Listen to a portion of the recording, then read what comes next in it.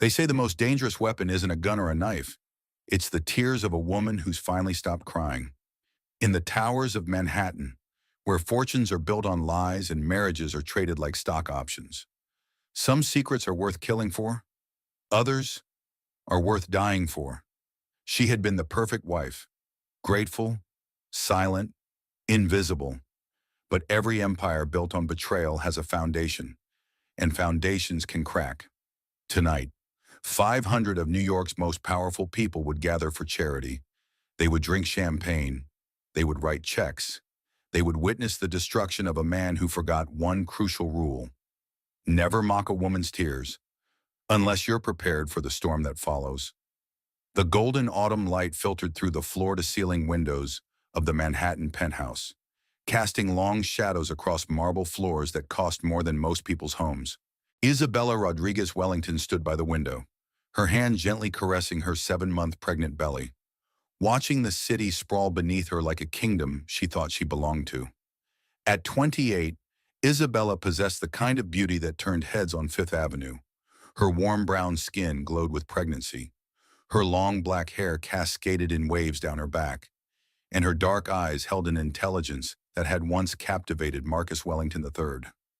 She had been a rising star in architecture before marriage, designing sustainable buildings that merged her Mexican heritage with modern innovation. Now she spent her days in this golden cage, surrounded by Italian furniture and Swiss watches, feeling more isolated than she ever had in her modest childhood home in Queens.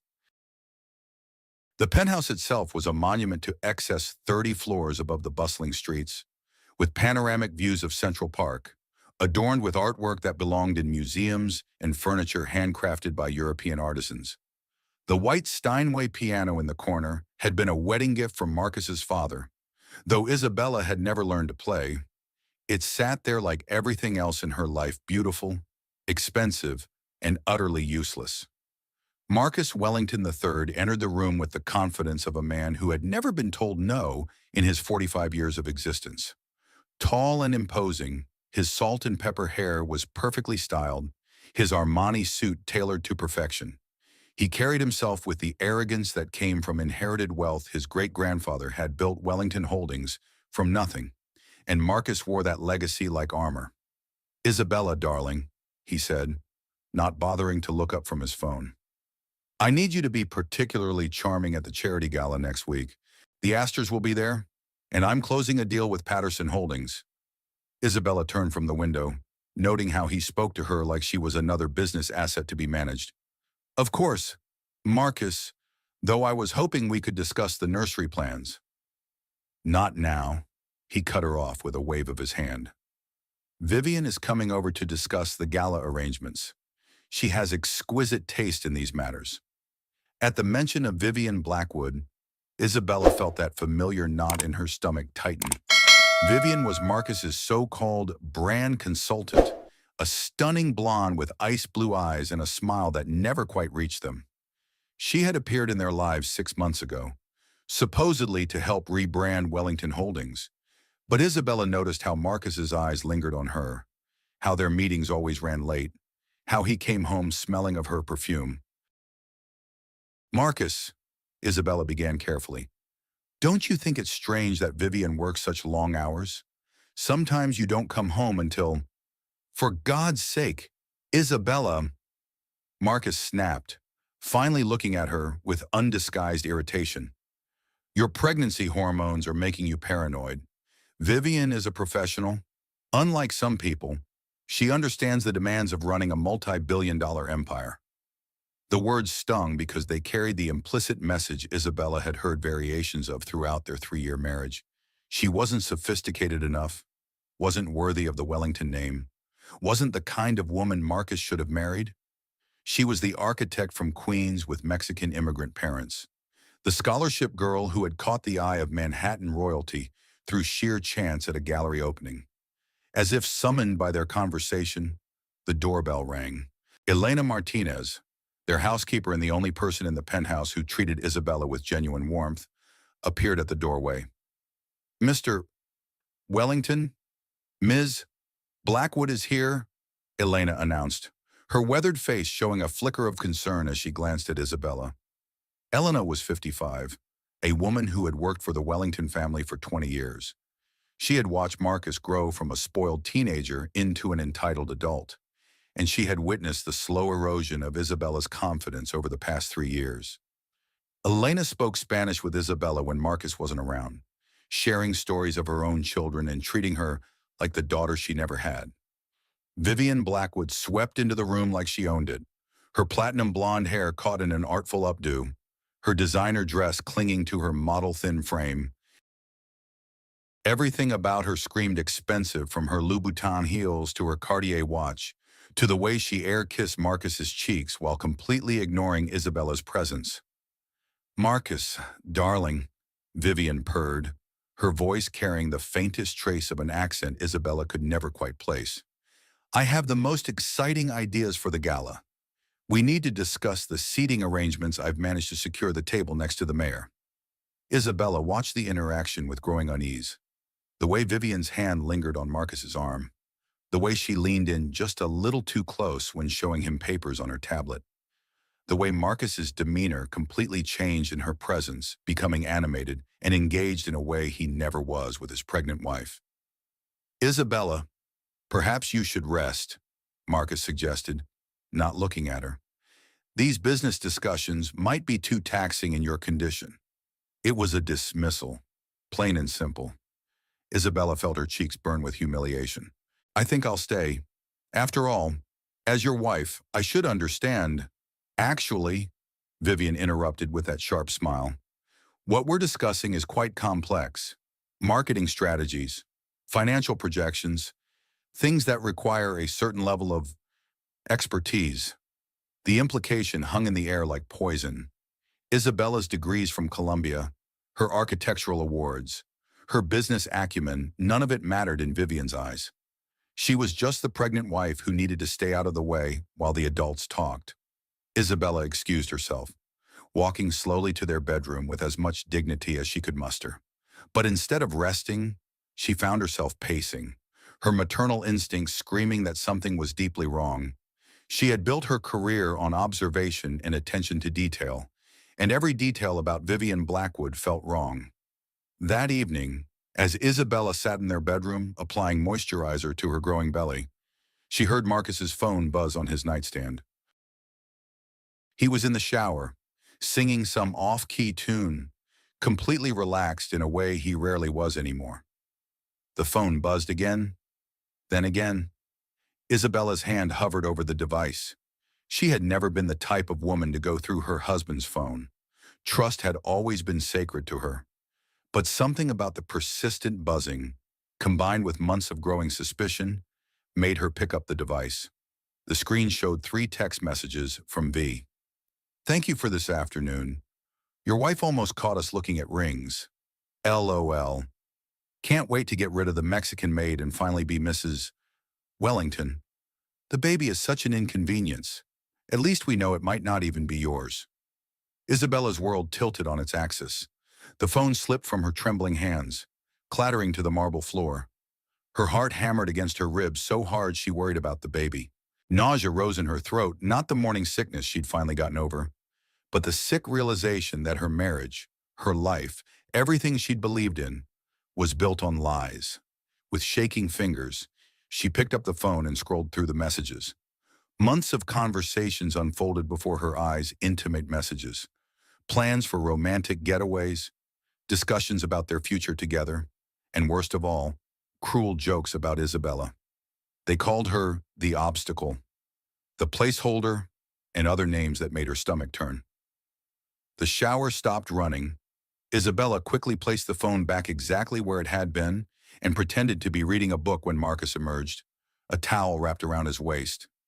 "You look pale," he observed, though his tone suggested he couldn't care less.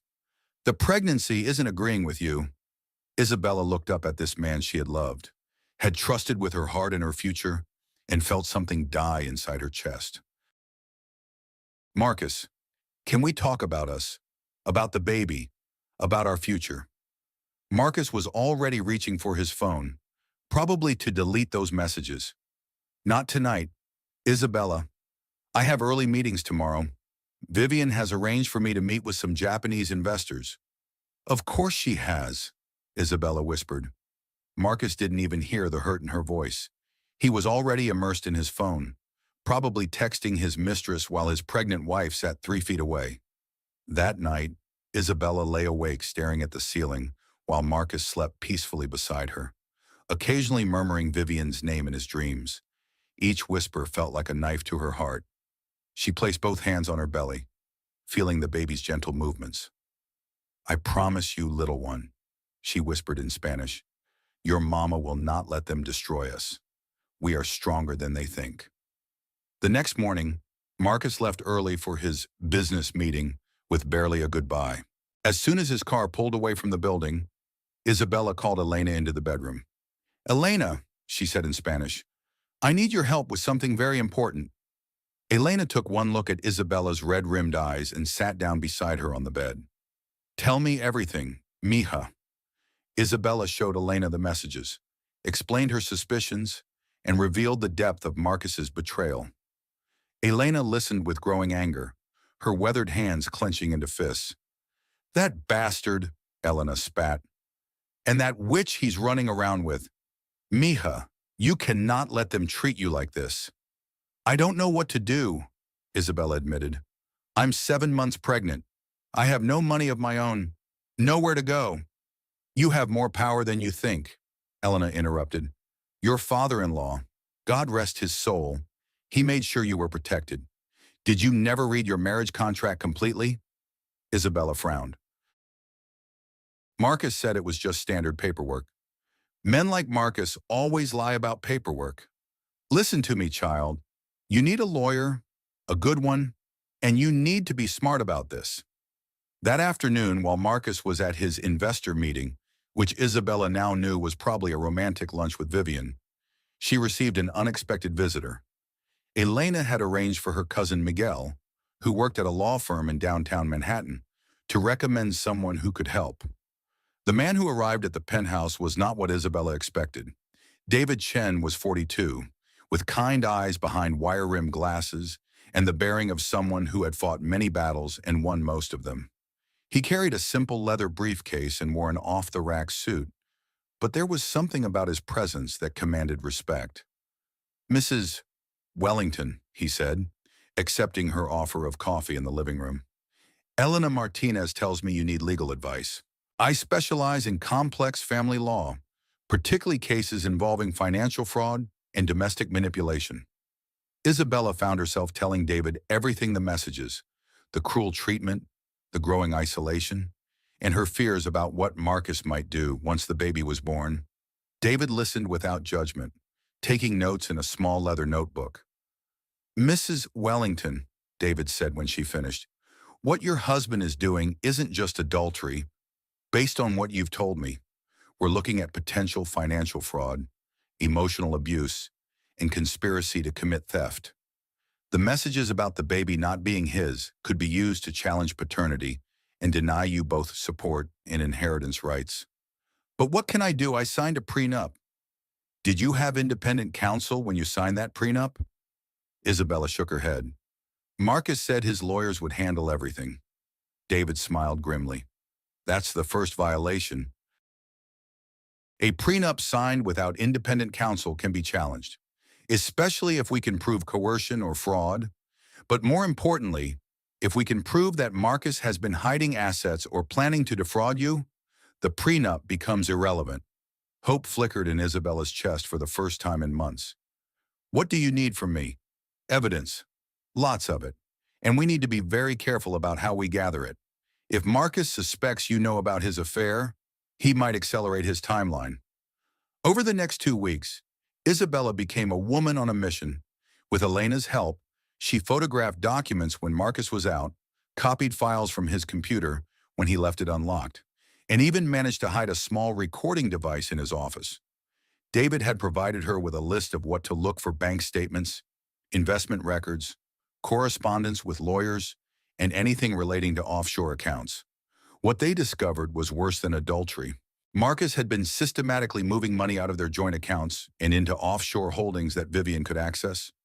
He had taken out massive loans against properties that were supposedly in both their names. Most damning of all, they found emails between Marcus and his lawyer discussing how to legally dispose of the wife while minimizing financial exposure. The recording device captured a conversation between Marcus and Vivian that made Isabella's blood run cold. Marcus, the charity gala will be perfect. We'll announce that Isabella has been having mental health issues since the pregnancy, postpartum depression starting early, that sort of thing. Vivian. And then what, you can't just lock her away. Marcus. I don't need to lock her away permanently, just long enough to establish that she's unfit. Then I get full custody of the kid if it's even mine, and you get to be the new Mrs. Wellington. Vivian. What about the money she'll be entitled to? Marcus, what money? By the time my lawyers are done, she'll be lucky to get bus fare back to Queens. Isabella listened to this conversation in David's office, her hands protectively covering her belly. The casual cruelty in Marcus's voice, the way they discussed destroying her life like they were planning a dinner party, filled her with a rage she didn't know she possessed. We have enough, David said quietly, ejecting the recording device. More than enough. The question now is, what do you want to do? Isabella looked out the window at the Manhattan skyline, thinking of all the women who had been dismissed, discarded, and destroyed by men like Marcus. She thought of her daughter or son growing up thinking this was how love was supposed to look. I want him to face the consequences, she said, her voice steady and strong.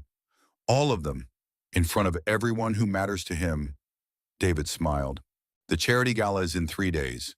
It's going to be quite a show. The next 3 days passed in a blur of careful preparation and mounting tension.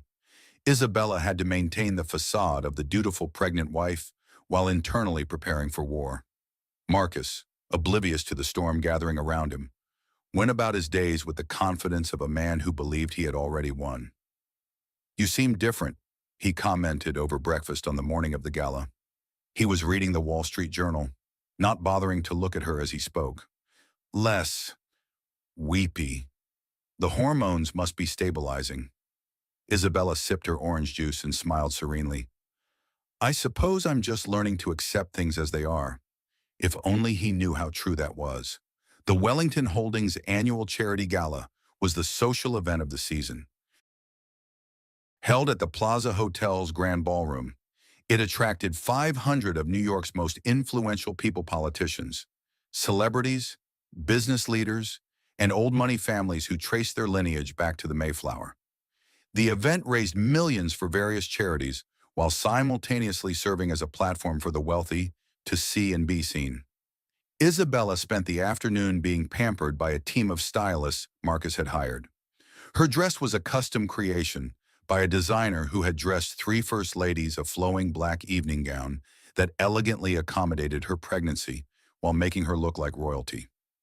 Her hair was swept into an elaborate updo that showcased diamond earrings that had belonged to Marcus's grandmother. Looking at herself in the mirror, Isabella barely recognized the woman staring back. Gone was the uncertain girl who had been intimidated by Marcus's world. In her place stood someone who looked like she belonged in this ballroom, like she was born to command attention and respect. You look beautiful, mija, Elena whispered as she helped Isabella with her wrap, like a queen about to reclaim her throne. The ride to the plaza was tense. Marcus sat beside her in the back of their Bentley, impeccably dressed in a custom tuxedo, checking his phone constantly. Isabella knew he was texting Vivian, who would arrive separately to maintain appearances. Tonight is important, Marcus said as they pulled up to the hotel. I'm announcing the expansion into Asia, and there will be significant media attention. Try not to do anything dramatic. Isabella smiled sweetly. Of course not, darling. I wouldn't dream of causing a scene. The grand ballroom was a vision of elegance. Crystal chandeliers cast rainbow prisms across cream-colored walls. Tables were adorned with white roses and gold accents, and a string quartet played classical music as guests arrived in their finest attire. Isabella recognized faces from magazine covers and society pages, people whose names appeared on hospital wings and museum plaques. Marcus immediately began working the room, introducing Isabella to business associates and potential investors with the practiced ease of a seasoned politician. Isabella played her part perfectly, charming donors and making small talk about the charities they were supporting. But her eyes constantly scanned the crowd, looking for David, who had promised to be there. Vivian arrived fashionably late, stunning in a red dress that hugged every curve and drew appreciative glances from men throughout the ballroom. She moved through the crowd like a shark through water, graceful and predatory. When she reached Marcus, she air-kissed his cheeks while shooting a triumphant glance at Isabella. "Isabella, darling," Vivian purred. "You look substantial. Pregnancy suits you." The backhanded compliment was delivered with such sweetness that anyone overhearing would think it was genuine. But Isabella caught the malice beneath the words, the way Vivian's eyes glittered with anticipation. "Thank you, Vivian," Isabella replied evenly. "You look lovely, too. Red is such a bold choice for a charity event." The brief exchange was interrupted by the arrival of Mayor Patricia Whitman and her husband, along with several city council members. Marcus immediately shifted into politician mode, discussing tax incentives and development projects while Isabella found herself momentarily forgotten.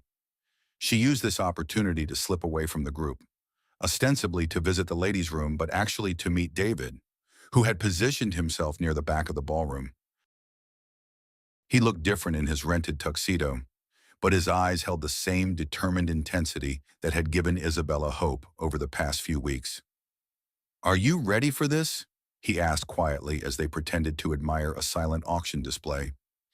Isabella touched her belly, feeling the baby's gentle movements. "For my child's future, I'm ready for anything." David nodded and checked his watch. "Marcus is scheduled to give his speech in 20 minutes. That's when he'll make his announcement about your mental health issues. Are you sure you want to go through with this?"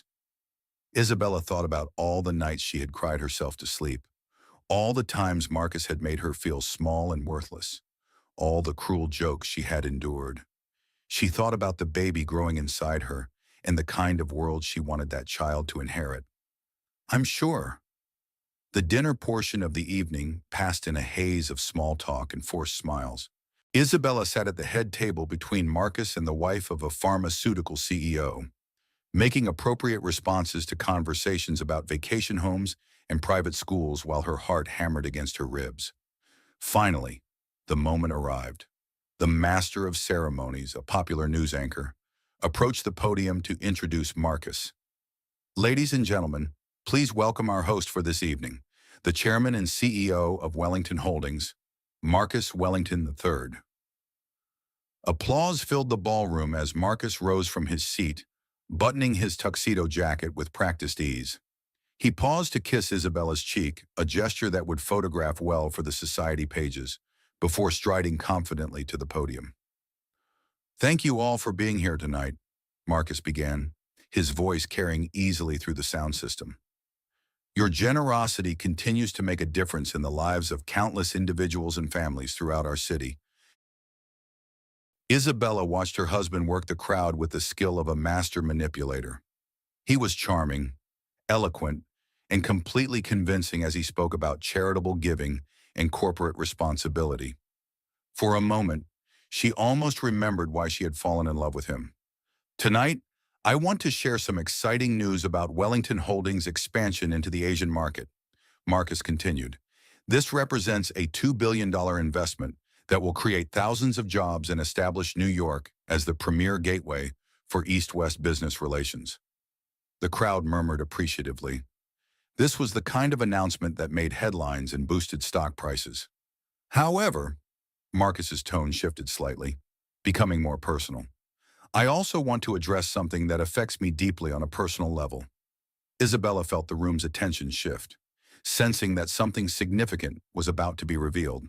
This was it, the moment Marcus would begin his character assassination. "My wife Isabella, as many of you know, is expecting our first child," Marcus said, gesturing toward her table. "Pregnancy is a beautiful thing, but it can also be challenging. Isabella has been struggling with her emotional health lately." Isabella sat perfectly still, her face a mask of composure, even as her husband prepared to destroy her reputation in front of 500 influential people. "She's been having episodes," Marcus continued, his voice taking on a tone of manufactured concern.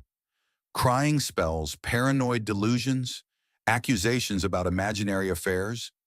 The doctors say it's not uncommon pregnancy can affect a woman's mental stability." Murmurs of sympathy rippled through the crowd. Isabella could feel eyes turning toward her, some filled with pity, others with uncomfortable curiosity. This was Marcus's masterstroke, painting himself as the long-suffering husband of an unstable wife. "I share this with you because mental health shouldn't be stigmatized," Marcus said. "Isabella needs help, and I intend to make sure she gets it, even if it means making difficult decisions about our future." The implication was clear. He was preparing to have her committed, to take custody of their child, to paint himself as the victim in their marriage's dissolution. In fact, just this week, Isabella's paranoid delusions led her to accuse me of having an affair with my business associate, Vivian Blackwood. Marcus gestured toward Vivian, who managed to look appropriately embarrassed by the attention. "The poor woman was merely helping me plan tonight's event." Isabella felt something cold and hard settle in her chest. Marcus wasn't just destroying her, he was humiliating her in front of everyone who mattered in their social circle. But as she watched him bask in the sympathetic attention of the crowd, she remembered David's words. Sometimes the best revenge is letting someone destroy themselves with their own arrogance. Those tears of hers, Marcus continued with what he probably thought was a tender smile. They come so easily now. Over nothing. The doctors say it's quite common in cases like hers. He was mocking her tears in front of 500 people at a charity gala. Marcus Wellington III was publicly mocking his pregnant wife's emotional pain. That was the moment Isabella knew she felt nothing for him anymore. Not love, not hurt, not even anger. Just cold, crystalline clarity about what needed to happen next. Marcus was building toward his grand finale, the announcement that would position him as the noble husband, sacrificing for his unstable wife's well-being, when a commotion near the back of the ballroom interrupted him. David Chen was walking toward the stage, his lawyer's briefcase in one hand and a wireless microphone in the other. Behind him, two men in dark suits followed federal agents. Isabella realized with satisfaction. "Excuse me." David's voice carried clearly through the ballroom sound system. "I apologize for the interruption, but I have some information that this audience needs to hear." Marcus looked genuinely confused for the first time all evening. "Sir, this is a private event." "My name is David Chen," David announced, reaching the stage. "I'm an attorney representing Mrs. Isabella Wellington, and I have evidence that directly contradicts everything Mr. Wellington just told you." The ballroom fell silent except for the soft clink of champagne glasses being set down on tables. 500 of New York's most powerful people turned their attention to the lawyer who had just crashed their party. Isabella felt her heart racing, but not with fear, with anticipation. This was the moment everything would change. The silence in the grand ballroom was deafening. 500 guests sat frozen, champagne glasses halfway to their lips, all eyes fixed on the unfolding drama. The string quartet had stopped playing. Even the waitstaff stood motionless, sensing that they were witnessing something extraordinary. Marcus Wellington III stood at the podium, his face cycling through confusion, anger, and the first flicker of genuine fear Isabella had ever seen in his eyes. "Security," Marcus barked into his microphone. "Remove this man immediately." But David Chen was already at the podium, his own microphone active, his briefcase open on the podium's surface. "Mr. Wellington, I wouldn't recommend that. What I'm about to reveal is a matter of public interest involving charity fraud, tax evasion, and conspiracy." The magic words. In a room full of people whose own financial dealings required careful navigation of legal boundaries, allegations of fraud and tax evasion commanded absolute attention. Marcus tried to regain control. "This is obviously some kind of shakedown attempt." "Is it?" David interrupted, pulling a tablet from his briefcase. "Let's start with some text messages." The ballroom's large screens, which had been displaying the charity's promotional materials, suddenly filled with enlarged images of text conversations. Isabella's heart pounded as she recognized the messages she had found on Marcus's phone. From V, can't wait to get rid of the Mexican maid and finally be Mrs. Wellington. From Marcus. After tonight's announcement, everyone will think she's crazy. Then we can have her committed. From V, the baby is such an inconvenience. At least we know it might not even be yours. Gasps echoed throughout the ballroom. Isabella heard someone at a nearby table whisper, "Oh my God." The messages continued scrolling, each one more damning than the last, revealing the calculated cruelty of Marcus's plan. Vivian, who had been standing near the head table looking glamorous and confident, now appeared as if she might faint. Her face had gone white, her red dress suddenly seeming garish under the ballroom's lights. "These messages," David announced, "were sent between Mr. Wellington and Ms. Vivian Blackwood over the past 8 months. They detail a conspiracy to defraud Mrs. Wellington of her inheritance, gain custody of her child through false claims of mental illness, and transfer millions of dollars in charity funds to offshore accounts." Marcus lunged for David's microphone. "This is fabricated digital manipulation. Anyone can fake text messages." "You're absolutely right," David agreed calmly, stepping away from Marcus's grasp, "which is why I also have audio recordings." The ballroom's sound system crackled to life with crystal-clear audio of Marcus and Vivian's conversation from just 3 days earlier. Marcus's voice, "The charity gala will be perfect. We'll announce that Isabella has been having mental health issues since the pregnancy." Vivian's voice, "And then what? You can't just lock her away." Marcus's voice, "I don't need to lock her away permanently. Just long enough to establish that she's unfit. Then I get full custody of the kid if it's even mine, and you get to be the new Mrs. Wellington." The recording continued, laying out their entire plan in Marcus's own words. Isabella watched as faces throughout the ballroom registered shock, disgust, and recognition of the evil they were witnessing. Mayor Whitman looked horrified. The pharmaceutical CEO's wife covered her mouth with her hands. Society matrons who had known Marcus since childhood stared at him with undisguised revulsion. "Stop this," Marcus shouted, abandoning the podium and striding toward David. "This is private property. I'll have you arrested." "Actually," one of the federal agents spoke up, stepping forward, "we're the ones making arrests tonight." Agent Sarah Martinez of the FBI held up her badge for the room to see. "Mr. Wellington, you're under arrest for conspiracy to commit fraud, tax evasion, and money laundering through charitable organizations." But David wasn't finished. "There's more," he announced. "The woman Mr. Wellington introduced as Vivian Blackwood is actually Vera Kowalski, a convicted con artist from Chicago with warrants in 3 states.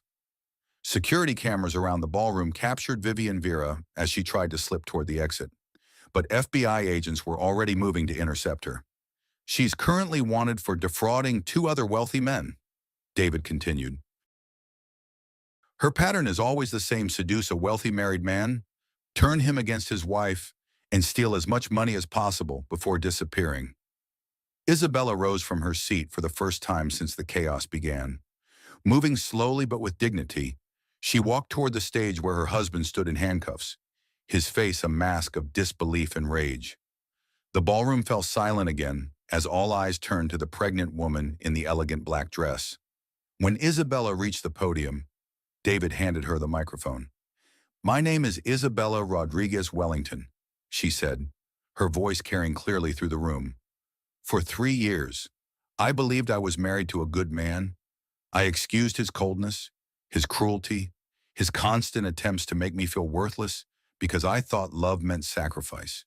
She paused, looking out at the sea of faces, some sympathetic, some curious, all riveted by her words. "Tonight, my husband mocked my tears in front of all of you. He called me unstable, delusional, paranoid. But you know what? He was right about one thing. I did cry. I cried because I believed his lies. I cried because I thought I deserved his treatment. I cried because I was afraid. Isabella's hand moved to her belly, where her child was safe and protected. But those were the last tears I will ever shed for Marcus Wellington, because I am not the weak, unstable woman he described. I am the daughter of immigrants who built a life from nothing. I am an architect who graduated summa cum laude from Columbia. I am a woman who spent weeks gathering evidence while pretending to be the helpless wife he wanted me to be. The crowd was completely silent now, hanging on every word. And I am the mother of the child he just publicly questioned the parentage of, Isabella continued, pulling a document from her small purse. This is a DNA test, conducted legally with court supervision. The baby I'm carrying is 9% confirmed to be Marcus Wellington's child. Marcus, still in handcuffs, tried to speak, but Isabella wasn't finished. My husband and his accomplice stole over $50 million from this charity and others. They planned to have me declared mentally incompetent to hide their crimes. They discussed my heritage with language I won't repeat in polite company. Isabella looked directly at Marcus, her dark eyes blazing with righteous fury. You mocked my tears, Marcus. You called them weakness. But those tears washed away my illusions about you. And now, everyone in this room knows exactly who you are. The room erupted. Applause began slowly, from one table, then another, until the entire ballroom was on its feet, clapping for the woman who had just exposed one of the biggest charity frauds in New York history. As FBI agents led Marcus and Vera away in handcuffs, Marcus turned back toward Isabella one last time. His face was no longer arrogant or confident. It was the face of a man whose world had just crumbled completely. Isabella, please, he called out. We can work this out. The baby. Our family. Isabella looked at him with pity rather than anger. We were never a family, Marcus. You made sure of that. The last image the ballroom's security cameras captured was of Isabella Wellington standing on the stage, surrounded by federal agents and lawyers, her hand protectively over her pregnant belly, looking every inch the queen she had always been meant to be. 6 months later, the morning sun streamed through the windows of Isabella's new penthouse in Tribeca, a space she had designed herself that perfectly blended contemporary elegance with warm touches of her Mexican heritage. Unlike the cold marble palace she had shared with Marcus, this home felt alive, filled with plants, colorful textiles, and the sound of her infant son's gentle breathing. Diego Alexander Wellington Chen slept peacefully in his crib, his tiny fist curled around Isabella's finger. At 3 months old, he had his mother's dark eyes and a serene temperament that seemed to absorb the peace of their new life. Isabella stood by the window, watching the city wake up below her. She wore a simple white blouse and tailored pants, professional attire, for her new role as CEO of Wellington Holdings, a position she had claimed after Marcus's conviction for fraud, money laundering, and tax evasion. The transformation of the company had been remarkable. Under Isabella's leadership, Wellington Holdings had become a pioneer in sustainable development, focusing on affordable housing projects in underserved communities. The charity scandal had initially devastated the company's reputation, but Isabella's transparency and commitment to real social change had restored public trust. Good morning, beautiful, David said, entering the nursery with 2 cups of coffee and a newspaper tucked under his arm. David Chen had become much more than Isabella's lawyer. Over the months of working together, their professional relationship had blossomed into something deeper. He was everything Marcus hadn't been: kind, supportive, and genuinely interested in Isabella's thoughts and dreams. How did Diego sleep? David asked, kissing Isabella's forehead and handing her a coffee. Like an angel, Isabella replied, smiling as she watched David gently stroke the baby's cheek. Diego wasn't biologically his child, but David loved him as if he were his own son. The Times wants to do a follow-up interview, David said, opening the newspaper to reveal a business section headline, From Scandal to Success, How Isabella Wellington Rebuilt an Empire. Isabella had become something of a media sensation, not as the betrayed wife seeking revenge, but as a businesswoman who had turned personal tragedy into social purpose. She had appeared on the covers of Forbes, Fortune, and Vanity Fair. Her book, Rising from the Ashes, A Woman's Journey from Betrayal to Empowerment, had become a bestseller. "What's the latest on Marcus?" Isabella asked, though she asked more out of curiosity than any lingering emotional investment. "He's adjusting to prison life," David replied diplomatically. His lawyer filed another appeal, but it was denied. 15 years, minimum security, but still. Marcus had received a substantial sentence after investigators uncovered the full extent of his financial crimes. The man who had once commanded respect in Manhattan's business circles was now serving time in a federal facility in Pennsylvania, sharing a cell with a convicted embezzler from Detroit. And Vera, deported back to Poland after serving her sentence. Apparently, Vivian Blackwood was just one of several false identities she's used over the years. Isabella shook her head, thinking about how close she had come to being completely destroyed by their scheme. If she hadn't found those text messages, if Elena hadn't encouraged her to fight back, if David hadn't taken her case. "No regrets?" David asked, reading her expression. Isabella looked around the nursery at the hand-painted mural depicting scenes from Mexican folklore, at the bookshelf already filled with children's books in both English and Spanish, at the rocking chair where she spent hours each day feeding Diego and telling him stories about his heritage. "None," she said firmly. "Not even about the tears." The irony wasn't lost on her. Marcus had mocked her tears, called them weakness, used them as evidence of her instability. But those tears had been the beginning of her strength. They had washed away her illusions and helped her see clearly for the first time in years. Elena appeared in the doorway, now serving as Diego's nanny and Isabella's household manager. At 60, she had more energy than people half her age and treated Diego like her own grandchild. "Mija," Elena said in Spanish, "your car is here. The board meeting starts in an hour." Isabella nodded, kissing Diego's forehead before heading to get ready. Today's board meeting was significant. They were announcing the launch of the Mujeres Fuertes Foundation, a charity focused on helping women escape abusive relationships and start their own businesses. The foundation had been Isabella's idea, born from her own experience and her desire to help other women who found themselves trapped in situations similar to what she had endured. The initial funding came from the recovered money from Marcus's fraud, which the courts had ordered returned to Isabella as restitution. As her car moved through Manhattan traffic, Isabella thought about the strange turns her life had taken. A year ago, she had been a virtual prisoner in a golden cage, convinced she was worthless, slowly being destroyed by a man who claimed to love her. Now, she was one of New York's most respected businesswomen.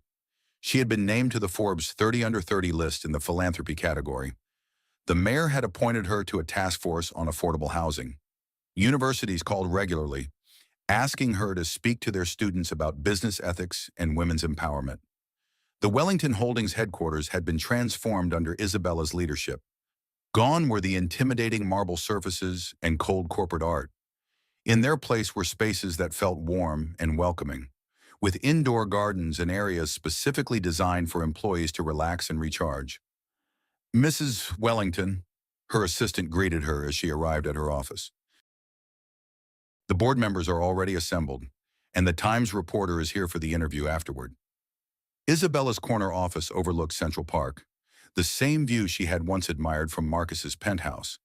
But this felt different, earned rather than inherited, meaningful rather than ornamental. The board meeting went smoothly. Isabella presented the foundation's mission statement and initial projects, a network of safe houses for women escaping domestic violence, microloan programs for female entrepreneurs, and legal aid services for women navigating divorce and custody battles. "This foundation will focus on practical solutions," Isabella explained to the assembled board members. "Not just charity, but tools for self-sufficiency. We want to help women rebuild their lives on their own terms." After the meeting, Isabella met with the Times reporter in her office. Janet Morrison was a veteran journalist who had covered the original scandal and had been following Isabella's transformation with interest. When you look back on that night at the gala, Janet asked, do you ever wish you had handled things differently? Isabella considered the question carefully. I wish I had acted sooner, she said finally. I wish I hadn't wasted 3 years believing I deserved to be treated poorly. But the actual confrontation, no.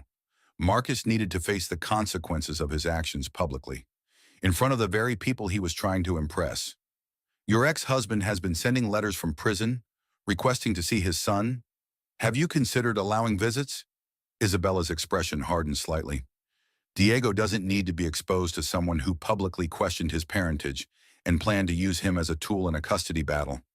When Diego is old enough to make his own choices about his biological father, I'll support whatever he decides. But not before then. Some critics have suggested that your success is built on revenge rather than genuine business acumen. Let them suggest it, Isabella interrupted with a slight smile. My company's financial reports, our employee satisfaction ratings, and our community impact speak for themselves. People who want to diminish a woman's success by calling it revenge usually can't argue with her actual results. That evening, Isabella returned home to find David playing with Diego on a blanket in the living room. The baby was gurgling happily, fascinated by the colorful toys David was showing him. How was the interview? David asked, looking up as Isabella kicked off her heels. Good. Janet asked about Marcus wanting to see Diego. David's expression grew serious. What did you tell her? The truth, that Diego's welfare comes first. Always. Isabella sat down on the floor beside them, immediately drawing Diego's attention. The baby reached for her with both hands, and she lifted him into her arms. Sometimes I wonder what I would tell him about his father, she said softly, when he's old enough to ask.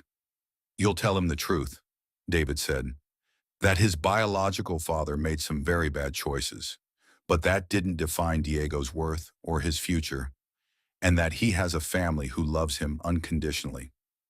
The word family made Isabella smile. 3 months earlier, David had proposed during a quiet dinner at home. The ring was a simple solitaire, elegant and understated, nothing like the ostentatious diamond Marcus had given her. But when David slipped it onto her finger, it felt right in a way her first engagement ring never had. They were planning a small wedding for the following spring, with Elena walking Isabella down the aisle and Diego serving as the most adorable ring bearer in history. I have new, David said, reaching for an envelope on the coffee table. This came today.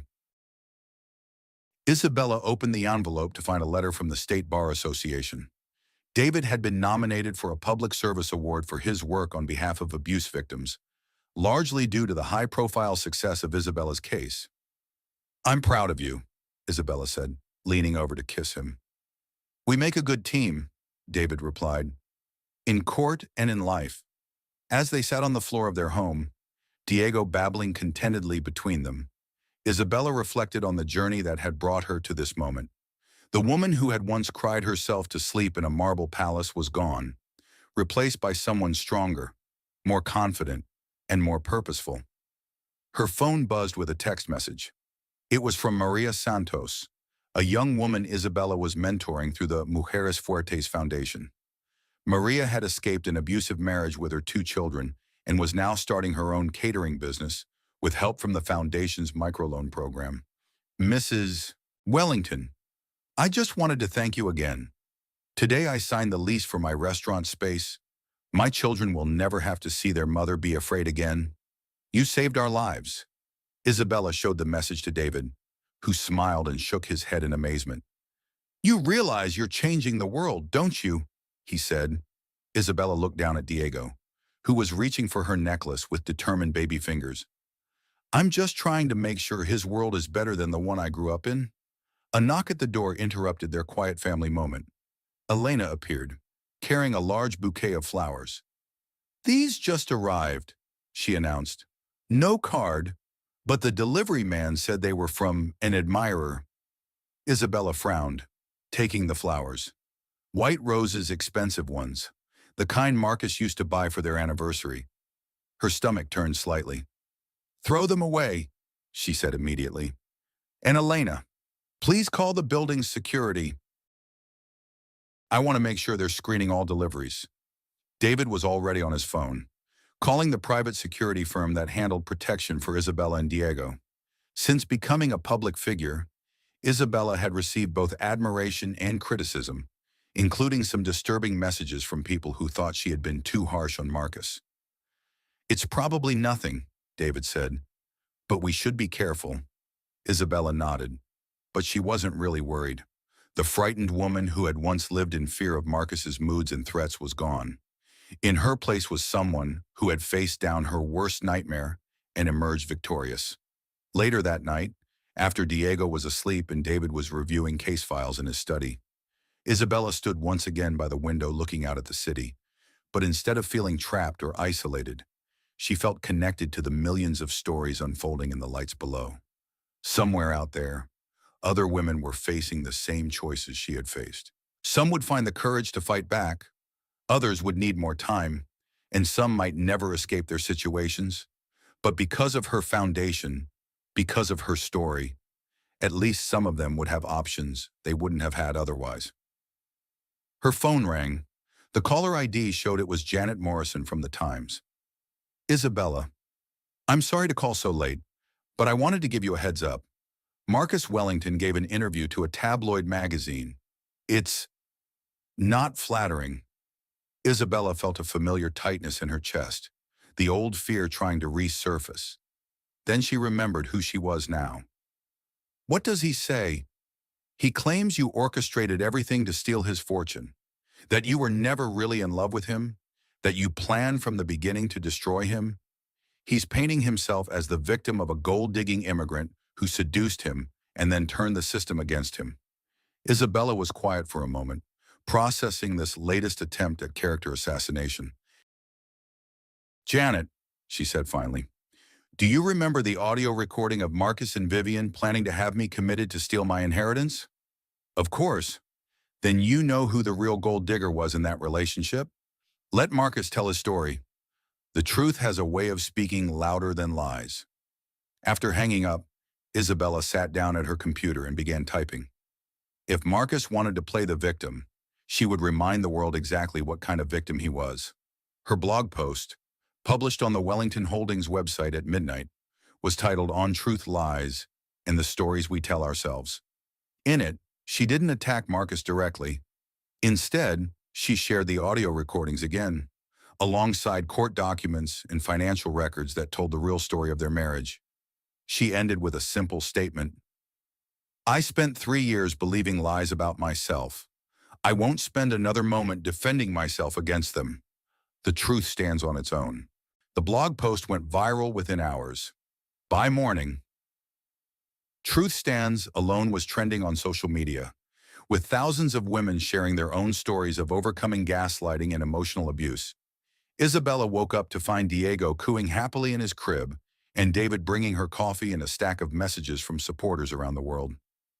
Marcus just made you more famous, David said, scrolling through the social media responses. And not in the way he intended, Isabella laughed, a sound that would have been impossible a year earlier. He never did understand the power of truth. 6 months later, Isabella stood before a crowd of 500 women at the first annual Mujeres Fuertes conference. The audience included successful businesswomen, survivors of domestic violence, young entrepreneurs, and students, all united by their determination to create better lives for themselves and their daughters. When I was married to Marcus Wellington, Isabella said, he used to mock my tears. He saw them as weakness, as proof that I was unstable and inferior. But I learned something important. Tears are not weakness. Tears are clarity. They wash away illusions and help us see what's really there. The audience was completely silent, riveted by her words. Some of you have cried tears of frustration, of fear, of rage. Some of you are crying them right now. But those tears are not the end of your story. They are the beginning of your strength.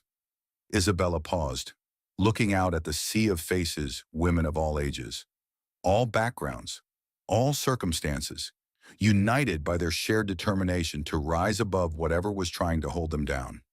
I name this foundation Mujeres Fuertes, strong women, because that's what we are. Not because we don't cry, but because we rise. Not because we don't fall, but because we get back up. Not because we don't face injustice, but because we fight back. Sacraltun. The applause was thunderous. Women throughout the audience were on their feet, many with tears streaming down their faces, tears of recognition, of hope, of shared strength.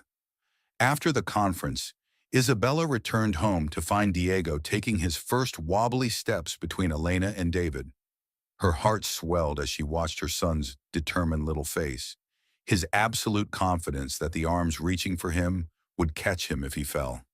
That night, as she tucked Diego into his crib, Isabella whispered to him in Spanish, "Mi amor, you will grow up in a world where women are strong, where truth matters, and where love doesn't require you to make yourself small." Mama made sure of that. As she turned off the light and left the nursery, Isabella caught her reflection in the hallway mirror. The woman looking back at her bore little resemblance to the frightened, isolated person who had once lived in Marcus's golden cage.